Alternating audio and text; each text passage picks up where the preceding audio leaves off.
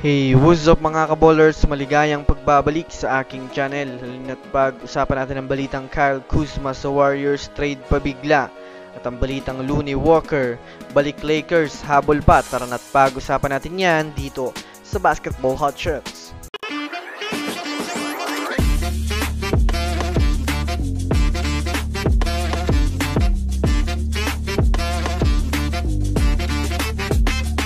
Una nga muna tayong dumako mga kaballers sa balita patungkol sa maaari nga daw pabalikin ng Los Angeles Lakers si Looney Walker.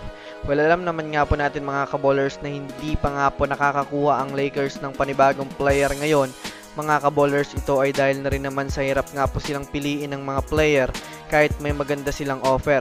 Para nga po sa kaalaman ng lahat, iilan na lang nga pong player ngayon mga kaballers ang natitira sa free agency. Ngunit ayon nga po sa pinakabagong balita para sa Lakers mga kaballers ay nasa free agency pa rin naman nga po mga kaballers itong si Looney Walker, na masasabi nating mas maganda nga po kung maaari nilang kunin muli ito dahil na rin naman alam naman nga po natin mga kaballers na isa nga po ito sa mga player na malaki ang naging impact sa kanila, lalo na ng panahong kaharap nila ang Golden State Warriors sa second round ng playoffs. Bukod pa dyan, ito na rin naman lang nga po mga kaballers ang posibleng makuha muli nila sa free agency, kaya naman malaki pa rin ang chance na makakuha at makahabol pa ng player ngayon ng Lakers sa free agency.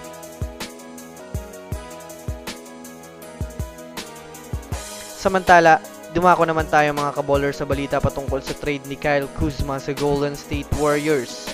Well, alam naman nga po natin mga kaballers na abala ang Warriors General Manager ngayon na si Mike Dunleavy Jr. maganap ng huling player na maaari nilang ipasok sa kupunan ng Golden State Warriors. Kaya naman marami na rin ngang mga NBA experts ang biglang nag-uudyok sa Warriors na kunin na itong si Kyle Kuzma, na alam nating inoffer na nga po ng front office ng Washington Wizards itong si Kyle Kuzma para sa ibang mga kupunan.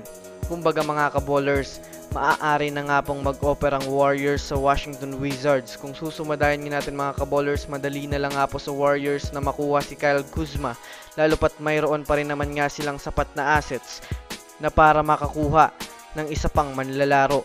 Ngunit syempre magdedepende pa rin naman nga po ito mga kaballers sa mismong front office ng Warriors kung sakaling gusto nilang kunin itong si Kyle Kuzma. Kung titignan naman nga po natin ang mabuti mga kaballers, malaking tulong nga po itong si Kyle Kuzma pagdating sa rebounding bilang backup forward.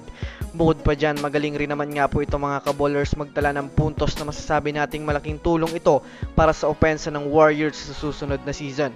Ano sa tingin nyo mga kaballers? I-comment nyo na yan sa ibaba. So that's it for today's video mga kaballers. Yan lang ang ating pag-uusapan sa ngayon. Pindutin ang subscribe and hit nyo na rin ang notification bell para sa mga susunod na updates sa mundo ng basketball. Again, this is Basketball Hotshots. Thanks for watching.